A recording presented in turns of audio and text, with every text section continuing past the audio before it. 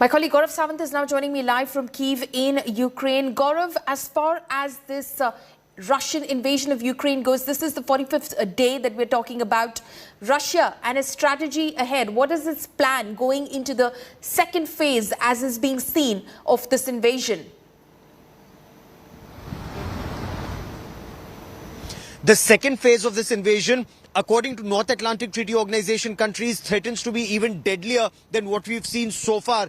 The focus, of course, no longer on Kyiv. The focus would be on the Donbas region, and that is where there is preparation that's on from both sides. NATO's assessment is that this preparation will take a couple of more days, but while missile strikes continue and it's relentless towards the Donbas region, whether we talk about either Kharkiv in the east or Mariupol in Donbass or Luhansk or Donetsk, this entire belt towards the south and the east. Mykolaiv was targeted. We've heard of other cities being targeted. There was a missile strike on Poltava just a couple of hours ago. So all of these areas remain in the line of Russian fire. But ground forces, and we've just been talking to some of the army soldiers here, some of the families who came to see off their soldiers who are now heading to the east.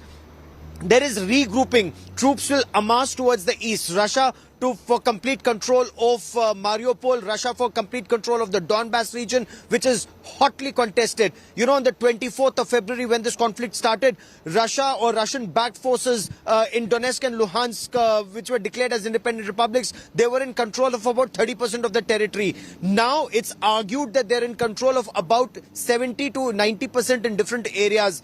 Ukraine is now restricted to 10% around pockets of Mariupol. So Ukraine is actually not just fighting a defensive war, but from what army officers here tell us, they are fighting an offensive war to regain some of the territory lost, not just around Mariupol, but also Donetsk and Luhansk.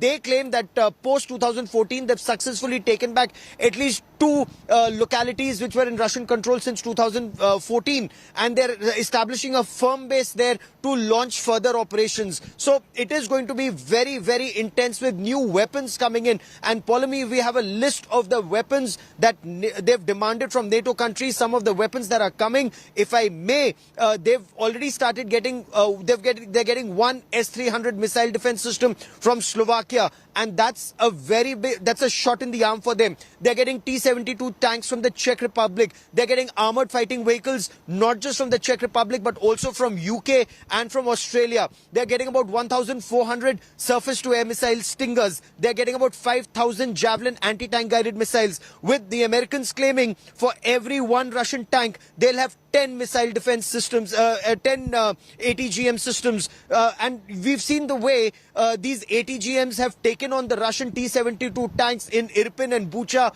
with tanks literally the turret popping up with an accurate hit. The training is going on in Poland and adjoining countries of Ukrainian soldiers. So this next phase of battle threatens to be far more intense than we've seen the ones so far. Polemy. Okay. Gaurav, also in your sense, because you've been reporting on this since the start of the invasion, on the one hand, we're talking about how, and we're seeing those images as well, of how Russia is completely pulverizing parts of Ukraine like Bucha, those images from Bucha, the images from Bordyanka as well. But in Ukraine, and as they've taken over, like you said, 70 to 80% of the Donbas region, but Ukraine, of course, has managed to keep its capital safe. It is now trying to retake some of that lost territory to Russia in the Donbas region as well.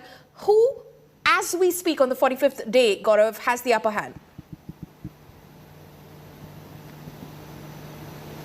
You know, Russia being a superior military power with bigger economic muscle has so far been able to dominate in some areas. But look at the way Russian plans failed completely in and around Kyiv. Russia, you know, the Ukrainian army says everyone was surprised. They expected Russian tanks to be rolling here in Krysiatek on day 3 of the conflict. But did that actually happen? It's day 45 and Russia has withdrawn completely from Irpin, Bucha, gone beyond Belarus. So the Ukrainian army has fought very bravely. They've held on to territory and they're saying that our morale is high. And that morale has to be seen to be believed. The manner in which the civilians transformed themselves into a citizens' army to protect the streets of Kyiv, while the army went to the front lines, while the special forces went behind Russian lines and disrupted their convoys, hit their tanks, hit their armored personal carriers. They've taken down, 2 days ago there was a report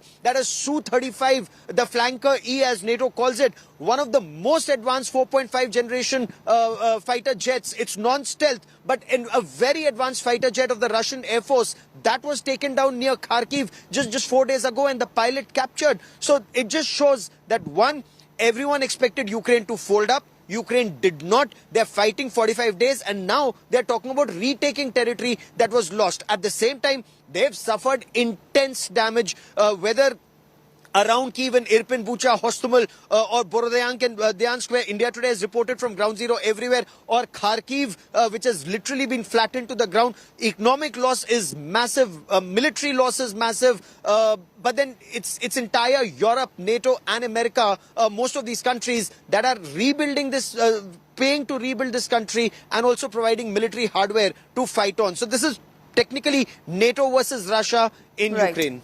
NATO versus Russia in Ukraine. Gaurav, thank you so much for joining us with all of those details. Now, India today is in the rebel Donetsk region, which is at the forefront of the war. The Ukrainian forces are fighting hard to regain control from Russia. Our Foreign Affairs editor Geeta Mohan speaks to the Russian army about their position in the fight against Ukraine. Let's watch this exclusive.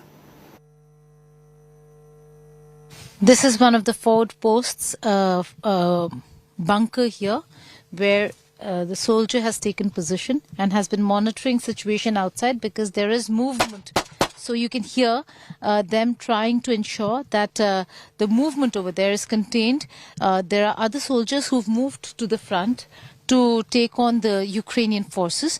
But this is one of the forward bases. These are the reserves. They stay at the back and ensure that they give protection to the soldiers who are now up in the front, taking on the Ukrainian soldiers. We've been asked to bend and walk in these trenches because some of the breastwork, some of the plywood that has been put is way lower than our helmets. So the helmets should not be visible because there is an active gunfire and gunfight that is underway between the Ukrainian forces and the Russian Donetsk forces. This is the field between Marinka and what is the border of Donetsk right now, where the Russian and Donetsk forces are.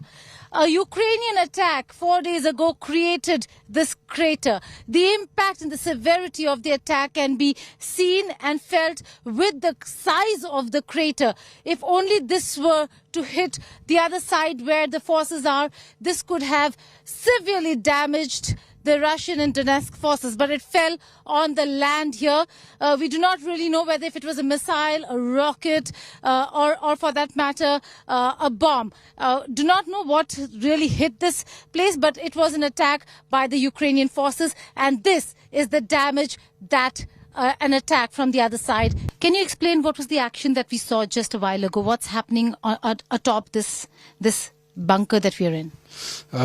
Можете ли прокомментировать, что происходит сейчас? То есть там идет захват территории, продвижение вперед, или что где были корреспонденты?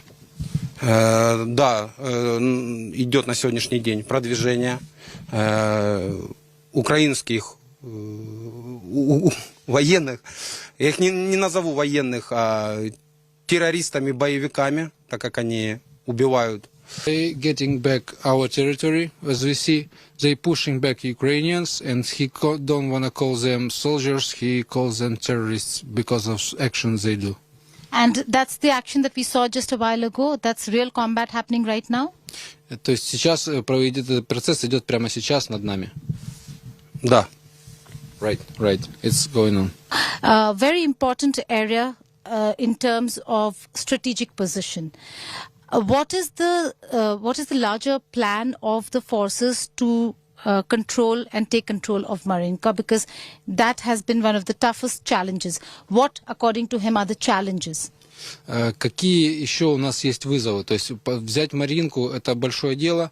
Какие еще вы видите в дальнейшие ходы, в дальнейшие какие-то продвижения наши по вашему мнению? Ну, дальше вперед забирать полностью наши земли, которые по праву принадлежат Донецкой Народной Республике.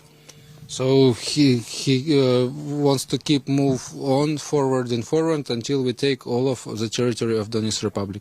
At the border, right in front of Marinka, between Marinka and what the front line right now is for the Donetsk and Russian forces, this position over here has been given up. The trenches and the forward bases have been moved forward. We will be going there in some time from now to tell you exactly what the position is. There's massive gunfight that's on between the Ukrainian and the Russian Donetsk forces on this side to ensure that Marinka is captured. Ukrainian forces giving a very tough fight, not giving up on Marinka. With video journalist Satya Rautre at the border, Geeta Mohan for India Today.